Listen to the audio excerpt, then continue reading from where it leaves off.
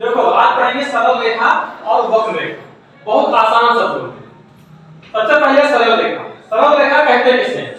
एक बिंदु से दूसरे बिंदु को मिलाने वाली सीधी रेखा। देखो यहाँ सीधी रेखा, ये ध्यान देना है। एक बिंदु से दूसरे बिंदु को मिलाने वाली सीधी रेखा को सरल रेखा कहते हैं।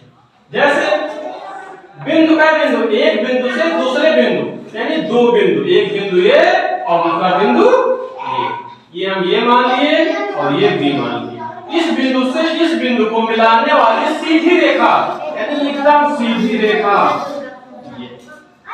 एकदम सीधी रेखा, इस सीधी रेखा को सरल रेखा कहते हैं। यानी एक बिंदु ये था और दूसरा बिंदु ये, इस बिंदु से हमने इस बिंदु को मिला दिया, सीधी रेखा हो गई। तो इस सीधी रेखा को हम क्या कहते हैं? सरल रेखा कहते हैं। दूसरा वक्र रेखा, इसमें भी कुछ नहीं है। इसमें है एक बिंदु से दूसरे बिंदु को मिलाने वाली टेढ़ी मेढ़ी रेखा। यानी इसमें क्या था? सीधी रेखा, और इसमें क्या है? टेढ़ी मेढ़ी रेखा। यानी इसमें भी एक बिंदु है और ये दूसरा बिंदु है।